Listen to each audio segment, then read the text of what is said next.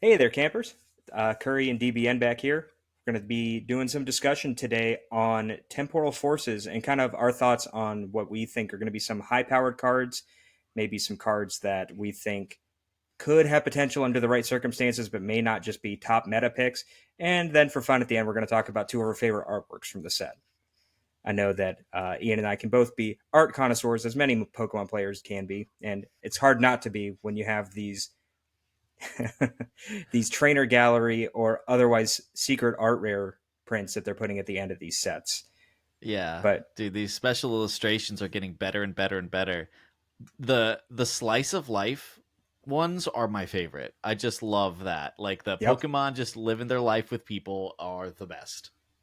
right. And you see a lot of times you'll get a little bit of that sometimes in your regular artworks, but it really when it takes over the whole card and you get to see a little Yeah. bit more of a scene, you get an idea. There's a lot of flavor there.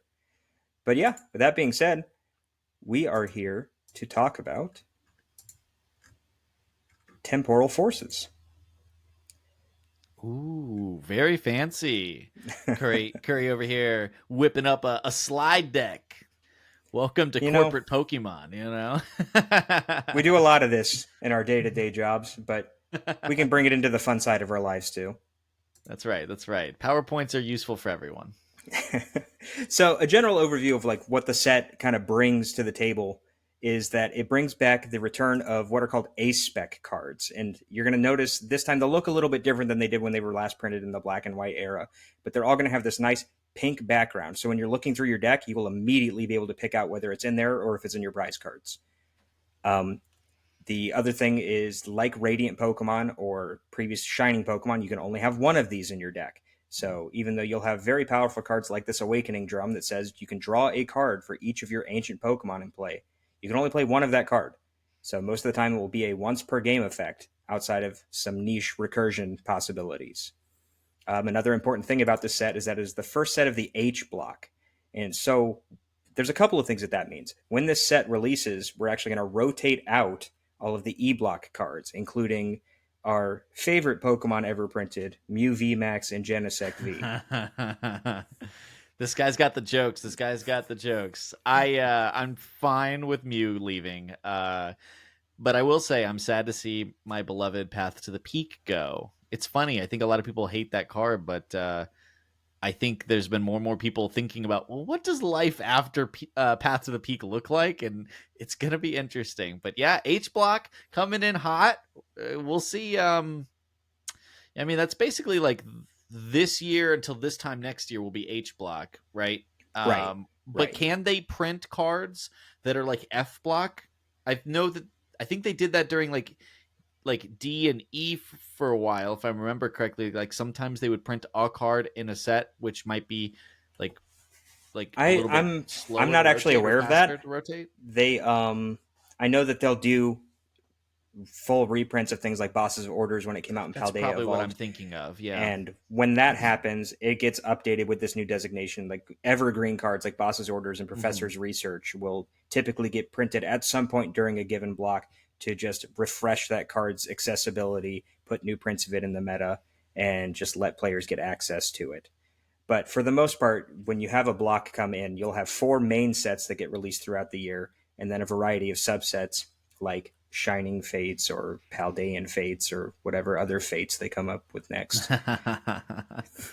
All of those fun what do they call it, like celebration Yep. sets or something like that? Is that what they're referred to? See, I don't know the like all of the Well, I don't know if the there is set actually an official dynamics. term. I know that Celebrations itself was a set, but I think that Yeah, they may call them special sets or mini sets, or they're just something that comes in that break up the general once a quarter release cycle of the game.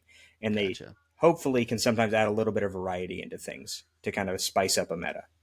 Right. So like Another thing, 151 was one of those. yes, 151, like I said, Paldean Fates. I'm trying to think. I cannot remember for the life of me what any of these other ones were called, but I know that they have released a Fates set once a Hmm. year for the past probably 3 years, and those normally Nice. have the fancy shiny Pokemon in them. Which we Another big all thing. love.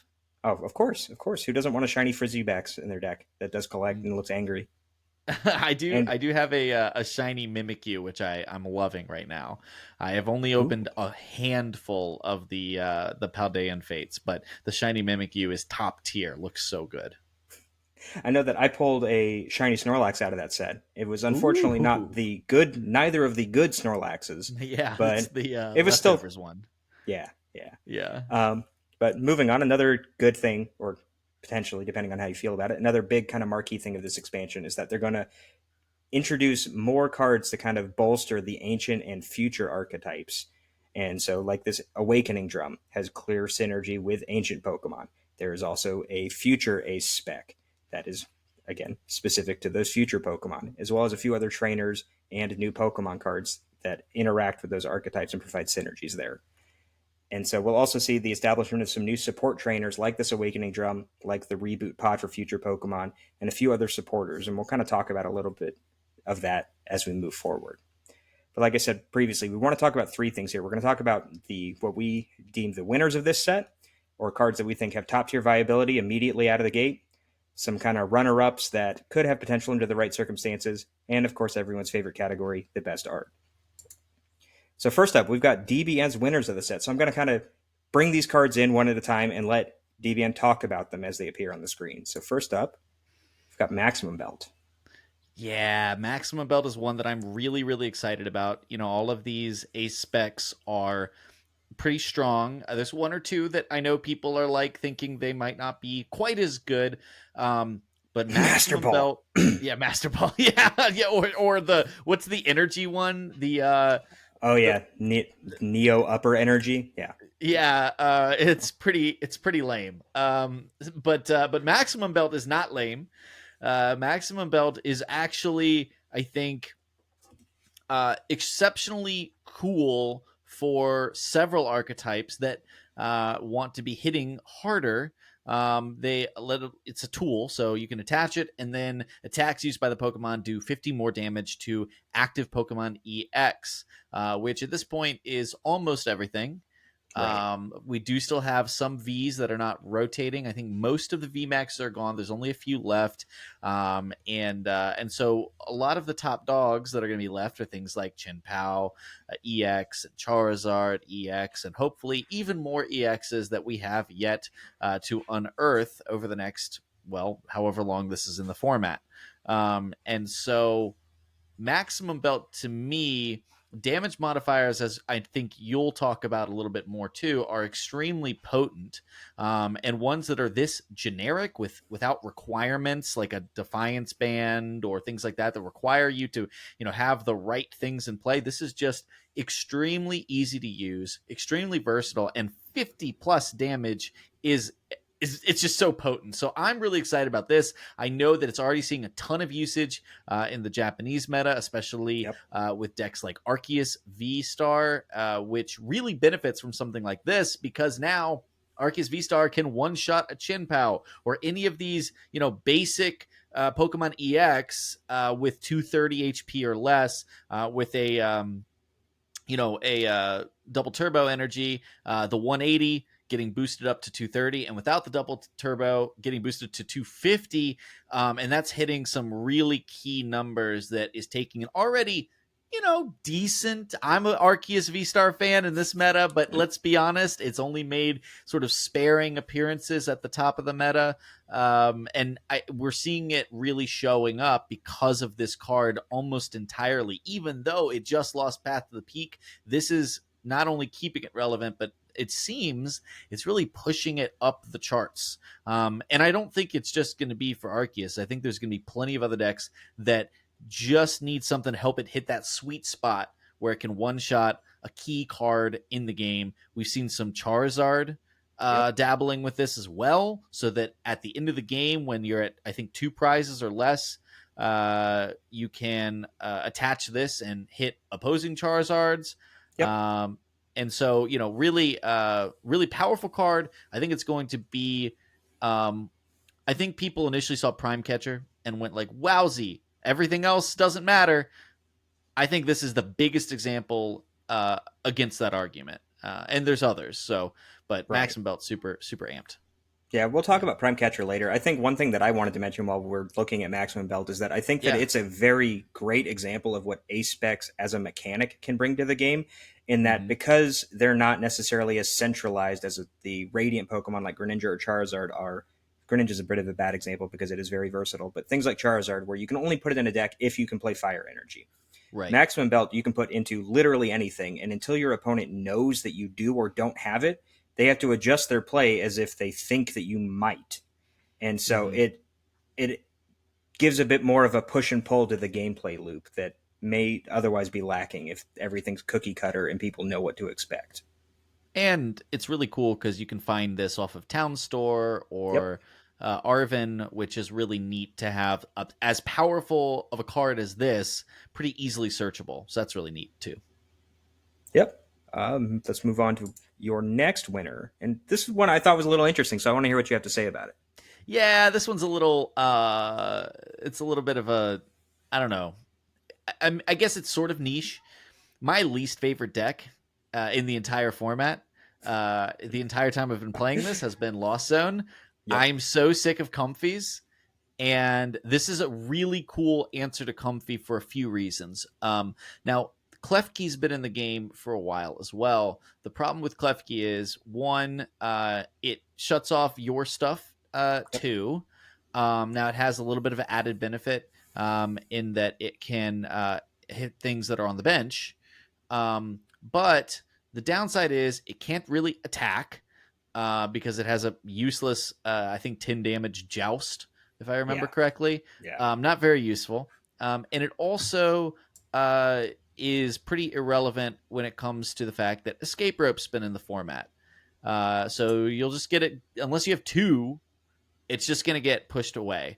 Yep. Fluttermane is really cool for a few reasons. One, it has the ancient tag, which means it's going to have a little bit of synergy with some of the other things. Two, it has a 3 colorless attack, which means you can ostensibly use it in any deck. And if there's a matchup that demands it, you can actually power it up and start hitting with it, which is cool against things like, these 70 HP comfies, potentially even starting spreading some damage counters on the bench if you need to. And while this is in the active, and meanwhile, your opponents with their comfies are not going to be able to use their flower selecting. There's going to be some other effects like Chin Pals, chilling, what is it? Shivery chill. Shivery chill. Thank you. Yep. You're not going to be able to use in the active. And so just the ability to disrupt a single retreat cost makes it not super, super awkward. And the ability to attack, even though most games you won't use it, is pretty exciting. And we're seeing it pop up in a few decks here and there in like City League decks in Japan that are winning. Yep. I've seen this pop up in a few Charizard lists. It's kind of almost like a weird stand-in for Mew, Yeah. Celebrations In a Mew. way. In a way. And I think a lot of that comes from, well, to the point you were initially making of why you wanted to include the card is that it is a good lost box answer, especially in a format that doesn't have escape rope. The Yeah, they're not lack of going to want to escape use rope is going Boss to be on it. huge. No, absolutely not. I mean, and then because if they're using boss, they're not using Colress, and if they're Yep. having to burn a boss, I mean, their switch cards are already limited again as it is because that's another downside to not having escape rope. But I think the interesting thing that in my opinion makes this card kind of cool is that it's also got some kind of niche uses in that it doesn't only affect basic Pokemon. So in matchups Hmm. like Charizard, if they have their Charmander active already, they are going to have to evolve a different one on the bench or find a way to get Yeah. it to the bench before they can evolve it, or they won't be able to use that Infernal Rain ability. And So then they'll it's have to figure it's out a way to retreat the thing. So they'll have to use one of exactly. the energies that they pulled from Infernal Rain to retreat the active, or use a switch card. And so it just drains Yep. more resources. Yep. And I think it's cool that even though this is in a lot of ways very similar to Klefki, it's also different enough that I think you could potentially find use cases for both cards. Yeah. And it's an ancient, so potentially in an ancient box deck, you could consider running this in there and help, get as many ancient cards in the grave as possible. This is one more Yep. option in that sort of toolbox of tricks. Yep. So then your final winner. So Hmm. spoilers, listeners. I had DBN select 3 cards, Yeah. but we're looking at Iron Leaves. Yeah, Iron Leaves, another selfish plug because Arceus is my jam, and Iron Leaves is going to be sick in an Arctina list. But even outside of that, I'm very excited about a future box potential, and I know that early testing has not been incredibly favorable for the toolbox versions of future decks, but even so. I do think that it has potential long term, and Iron Leaves EX is a card that, as long as you can justify running some green energy cards, you're going to be Yep. very happy to have this in your list, as long as Charizard EX is the dominant force that it has been ever since entering the game, and likely will continue to be post rotation, where not only does it not lose a whole lot, but it actually gets some even better options that it's going to be able to add in, and change the way that it's going to be able to set up, and potentially even have a little bit more consistency in the early game, or even actually in the mid game, and setting up multiple Charizards later. So, anyways, point is, I'm very optimistic about Iron Leaves. It's also a really cool effect. Yeah. I think that there's something really neat about the ability that you play it from your hand. Not only does it immediately promote to the active, but it also vacuums energy onto it. Yep. And we've seen some similar things. I love playing the Iron Moth in my Fire Gym Leader Challenge deck. The ability to move it up and suck energy from other things up and then attack with it. And this is just a really fascinating card, um, in terms of not just the options it gives you against Charizard as a tech, but the options it gives you in other matchups where you need to get something else out of the active.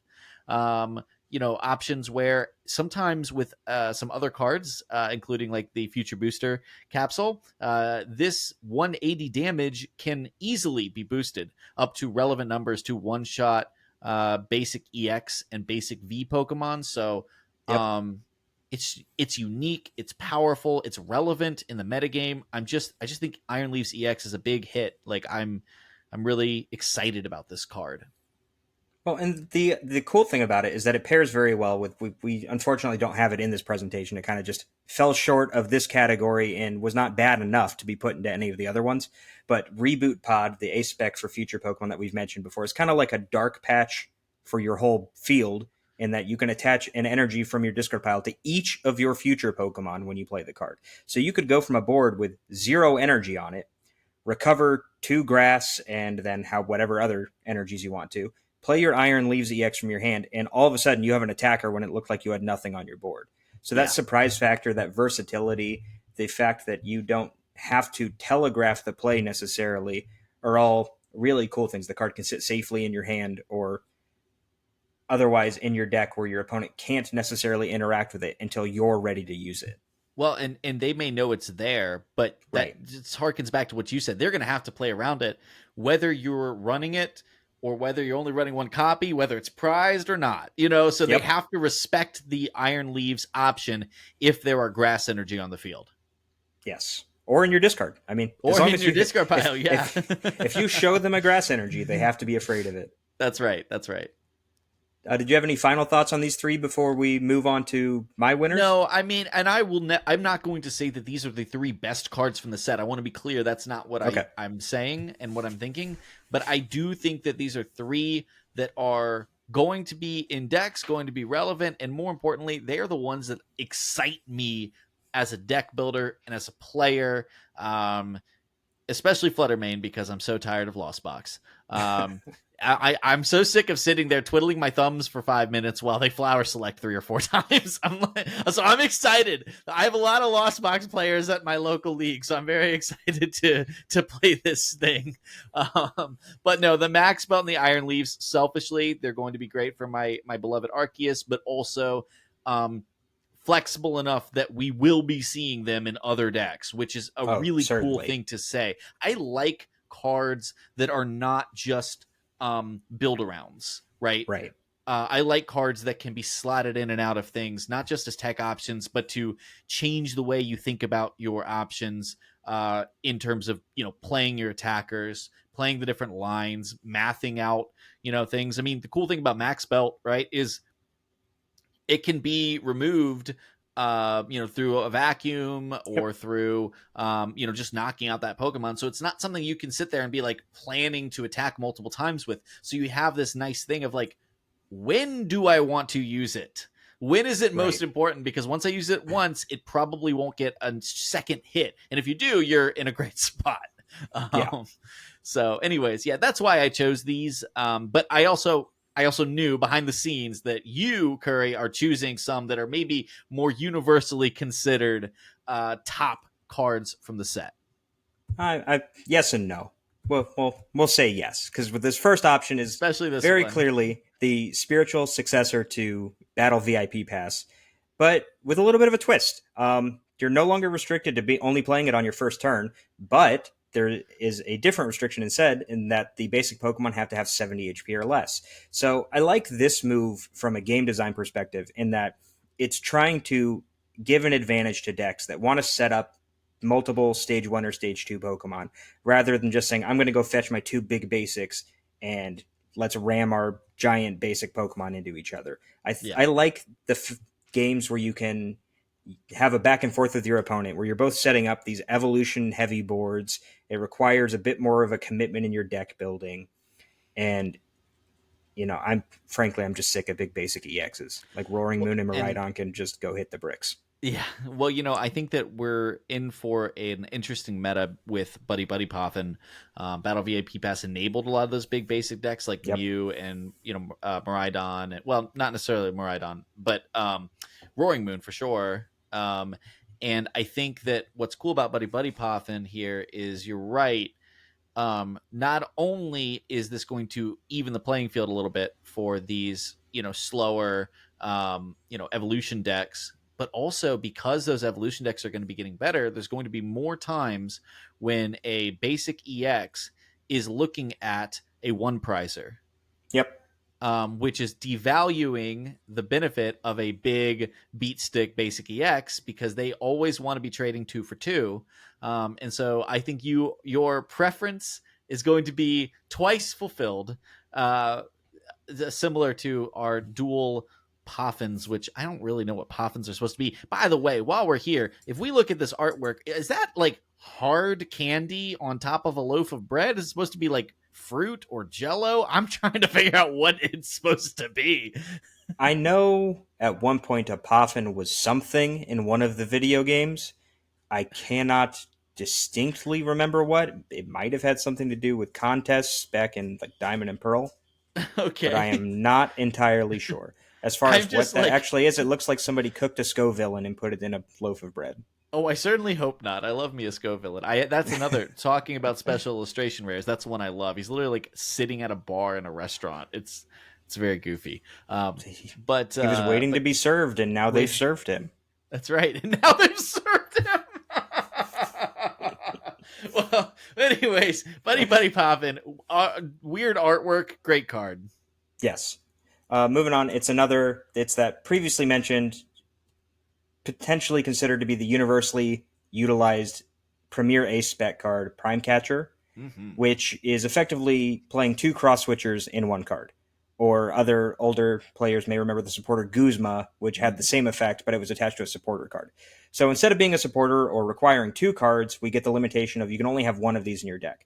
But this effect, I mean, we've seen cross switcher see play in decks like Goldengo, Chien Pao, some Lost Box variants, Mm-hmm. some Roaring Moon variants, and just the effect of being able to use item cards to gust a Pokemon off your opponent's bench and then still play something like a draw supporter for your turn. It cannot be possibly overstated how powerful this card is. But thankfully, we've seen some of the other cards like Maximum Belt, like the Ancient and Future specific Ace specs, where this may not always be the Ace spec that you choose, but more than likely, unless you have a specific card in mind when you start building a deck, this will be the Ace spec that you begin your list with. Yeah, it seems like this is going to be one of those that it's the default option unless you find that you really need something else and you're lacking in a certain area. So if you're lacking in Right. damage numbers, you go grab the max belt. If you're lacking, in consistency, if you're Don't Lugia, say you play Master Ball. Master Ball. No. If you're Lugia, you play Master Ball. But potentially, like if there's going to be situations for many of them. Um, but what's interesting to me is this is almost like it is a little bit of overkill in terms of like uh, it's just so potent Right. for filling a slot for a gusting effect, but it doesn't actually help your deck be consistent. It doesn't really help your deck, set up and stream attackers. And so I'm not criticizing it, but I am saying that's why you're going to see the other ones float in and out of lists, is because if there's a big weakness in something, like you can't stream attackers super efficiently, well, maybe you run the hero's cape. I've seen a Charizard list or Yeah. two plop the hero's cape on because wow, now nothing kills Charizard in one Right. hit. Right. You know what I mean?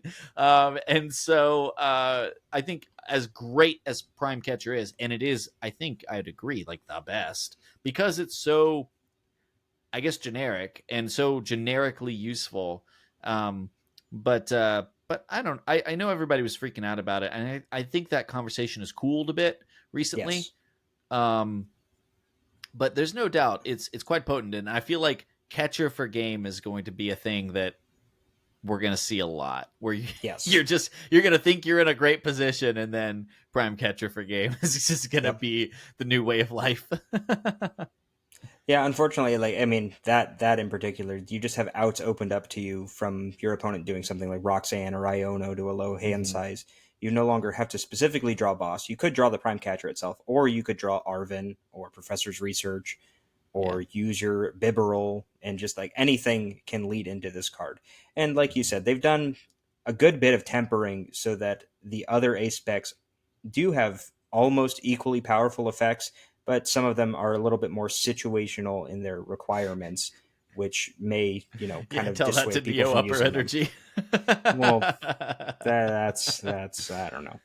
Yeah. We're going to remove all the energy acceleration from the format, so people have to play that at some Oh, point. okay. All right. All right. But then T-Tar EX is coming back. Coming back with I, a vengeance thanks to Neo Upper Energy. I think T-Tar EX would have to show up before it could come Oh, back, you're though, right. right? You're right. You're right.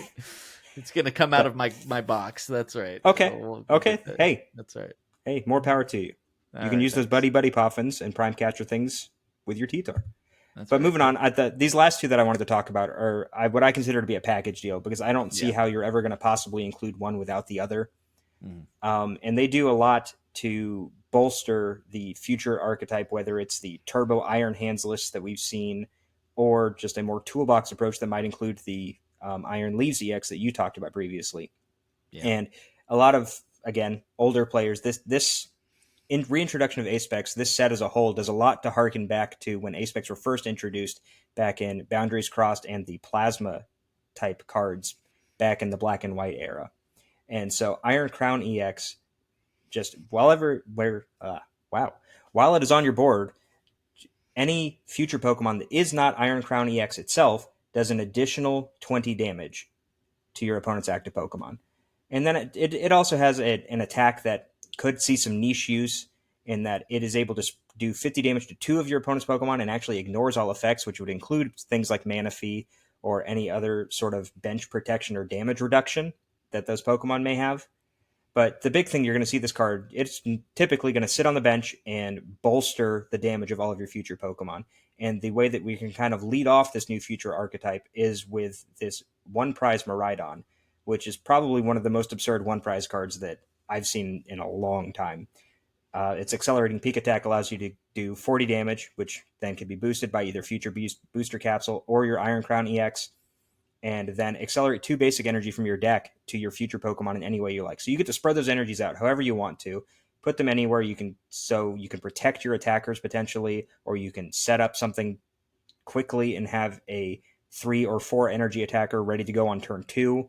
Or if you don't think your Miraidon's in any danger, you can go ahead and accelerate 2 more energies to it and potentially do 160 plus some sort of amped up damage and start knocking out 2 prize Pokemon with this 1 prize beat stick as early as turn 2. I mean, it seems very versatile. It seems very strong, and the results have been a little here and there, hit or miss. But I think that there's a lot of potential in these cards. And we've seen already spoilers from future expansions that show that we're going to continue to get more future cards. So these will have more partners to pair with as time moves on. Yeah, I anticipate there being a EX and a non-EX version of all of the future and ancient Pokemon that are in the Okay. video game. I'm just this is me guessing, but there's not. It's not like there's so many. And Right. like everything we've seen, they've had at least one, non EX and one EX, and so I think there's going to be more options left to be printed of future and ancient. So I think you're totally right. There will be more and more options to go in the toolbox that I think we envision the potential of. But even so, what's crazy with Miraidon, to your point, and obviously the Iron Crown is part of this, but like, if you go second, you get to attack on your first turn, costs 1 energy, and assuming you can get even like either two, Iron Crowns or one Iron Crown and a booster capsule, you're Right. knocking out all of these basic Pokemon that we just established that Buddy Poffin is going to, result in an increase in these, Charmanders,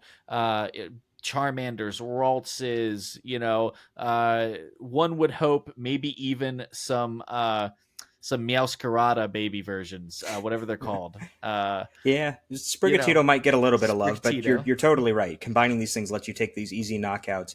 And another thing is that unlike a lot of other big basic decks, the future Pokemon have access to Techno Radar. Yeah. So they still have a way to go grab two of them out of the deck with a single card, in addition to still having access to Nest Ball and Ultra Ball as well. But so they have a little bit of efficiency that other big basic type decks won't necessarily have.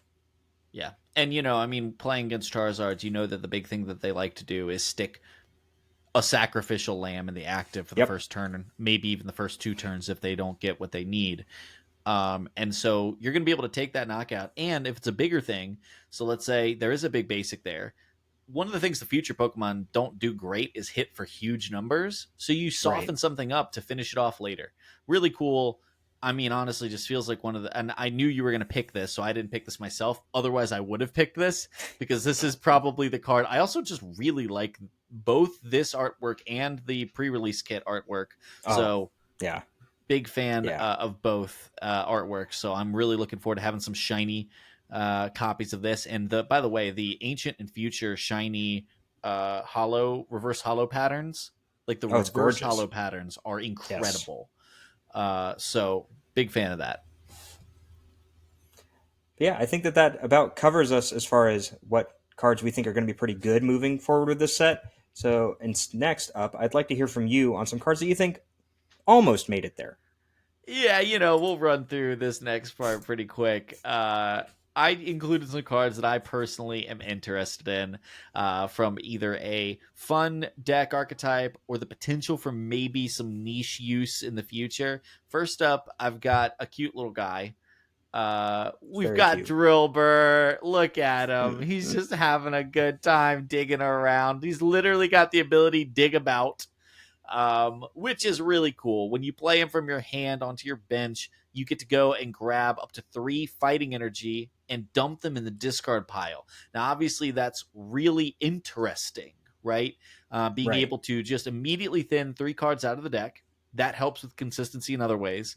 But it also dumps fighting energy into the grave, which enables cards like Koraidon EX, enables things like Sada's Vitality, right?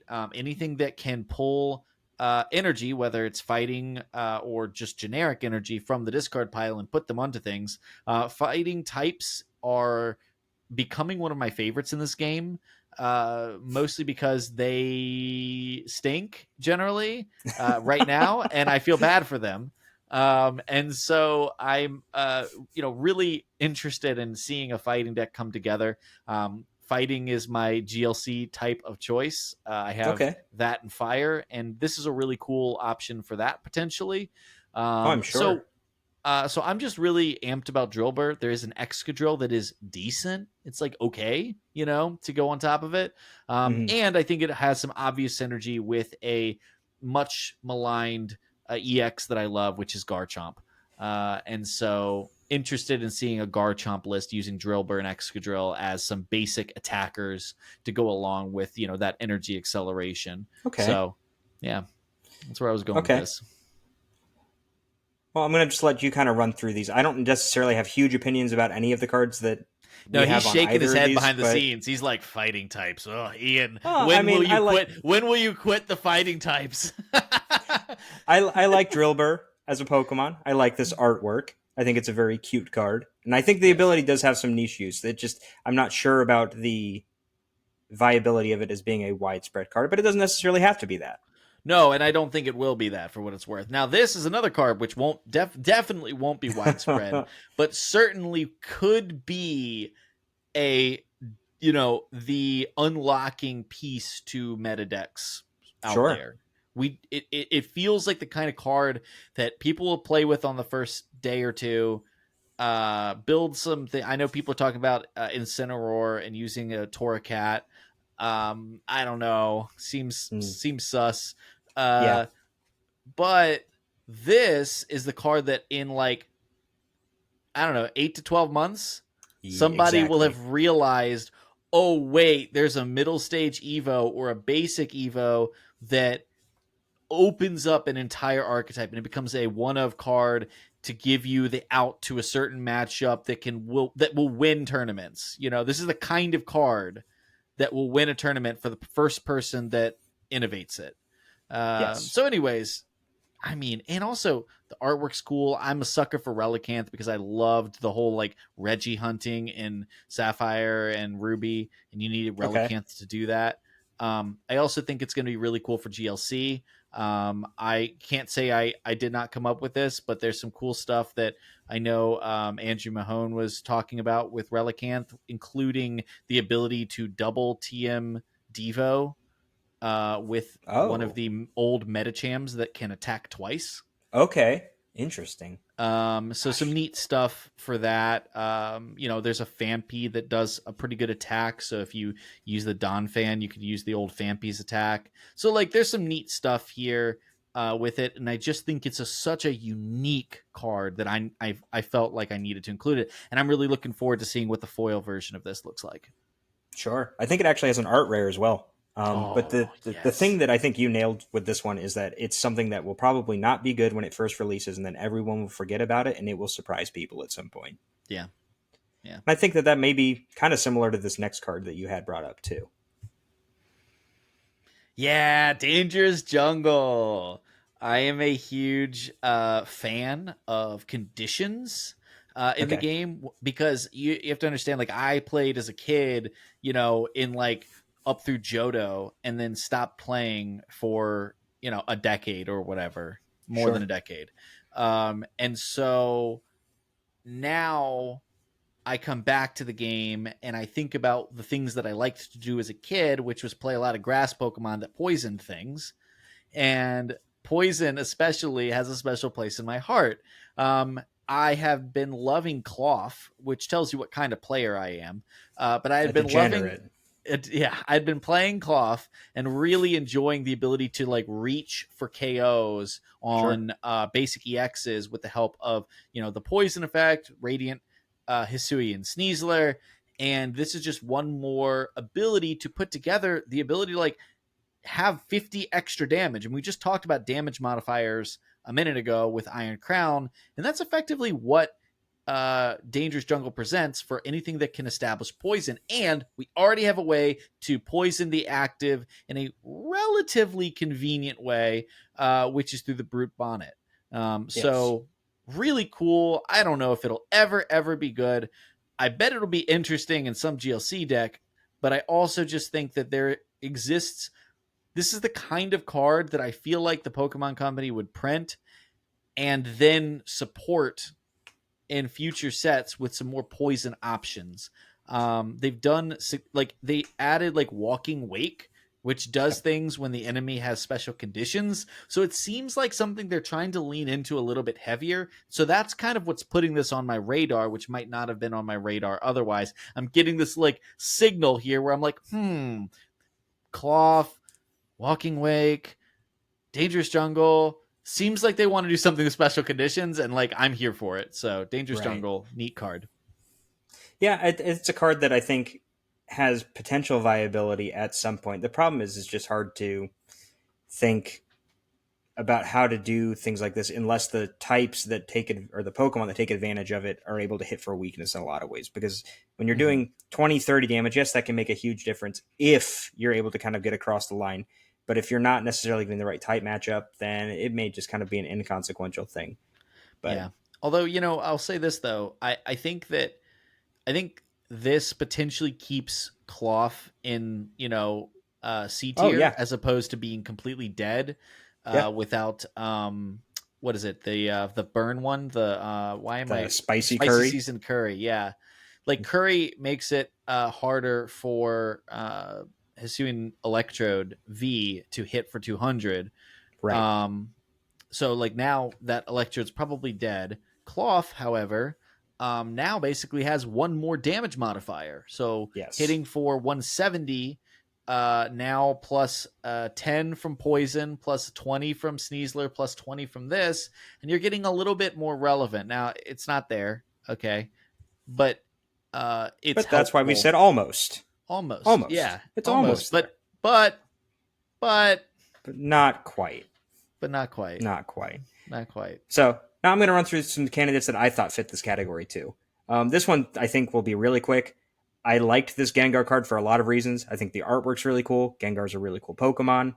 Its attack is a little neat. The ability I thought was the big draw for this card. But historically, when you have abilities like this Gnawing Curse that does damage when your opponent attaches energy from their hand, they always sound really good in theory and they Mhm. never pan out well. And unfortunately, I think this is probably going to continue to be the case.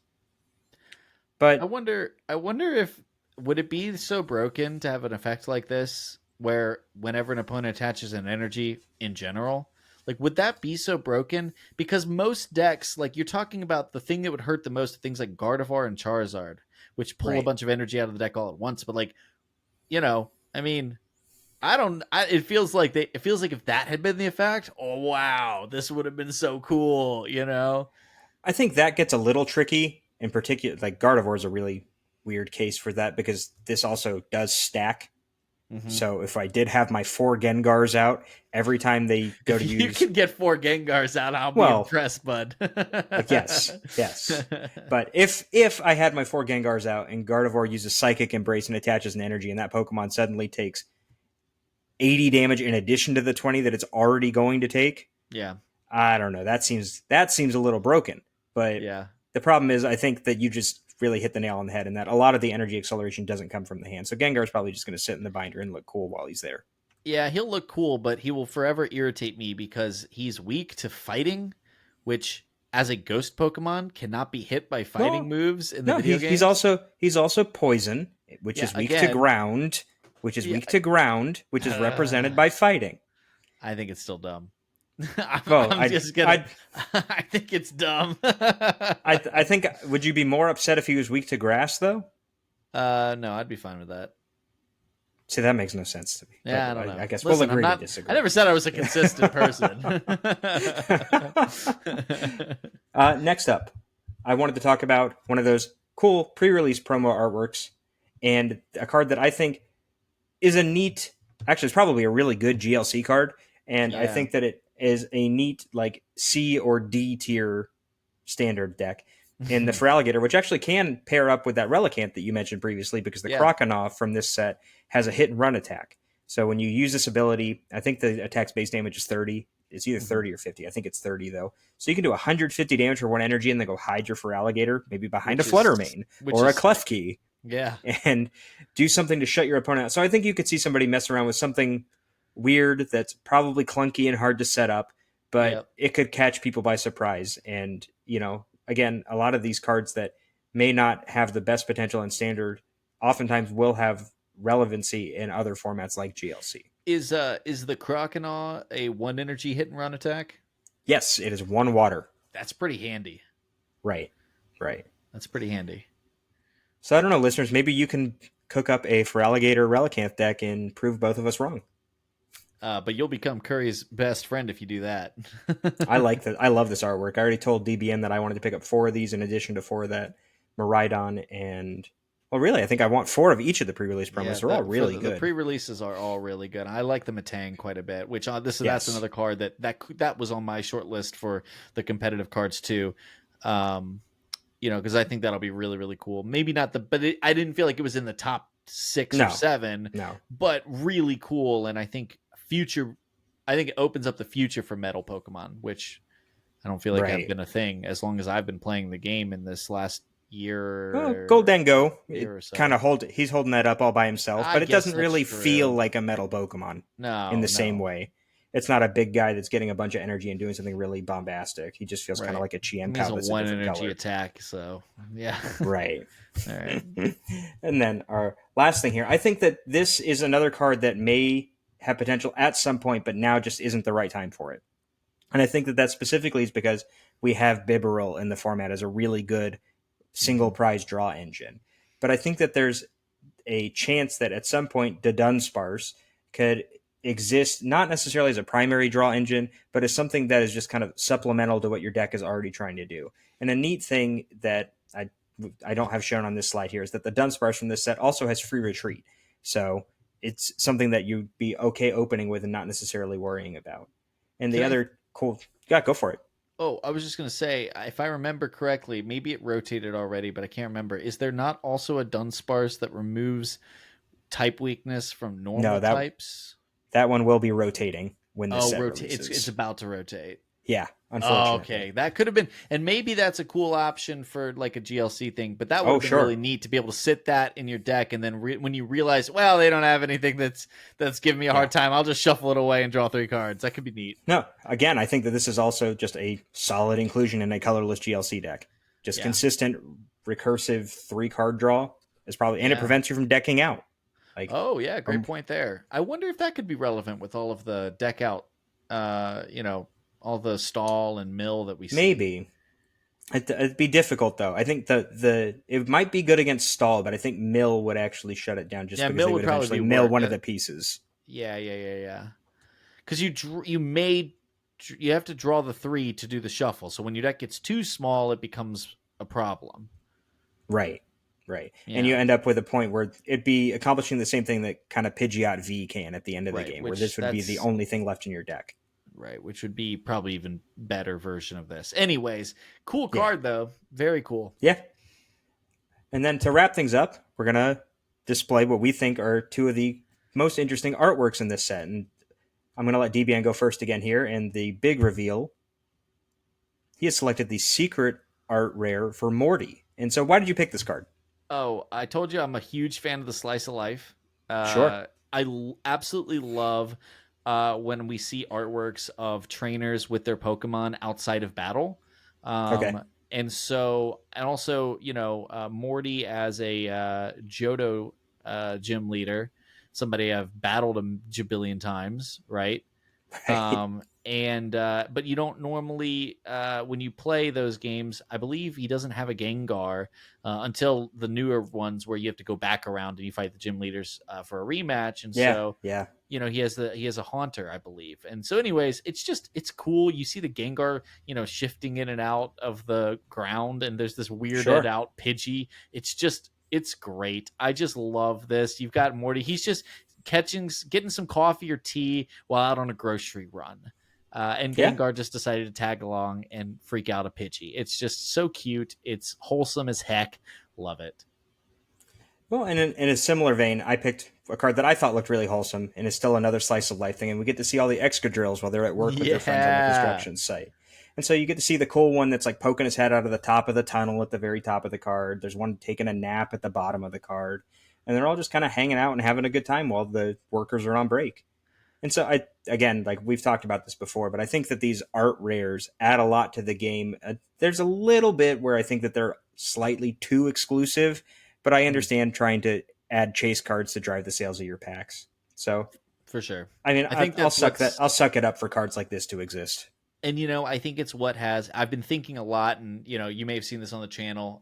We've been thinking a lot about card rarity, the Yeah, cost of cards. I think these are the kinds of things that are striking a nice middle ground of collectors want these cards, competitive players don't need these cards, and so by you know adding these very awesome, beautiful, and cool alternate arts, special illustrations, whatever, they're creating a demand for the cards that is outside of the competitive viability of them, which allows them to do reprints of competitive cards to Yep.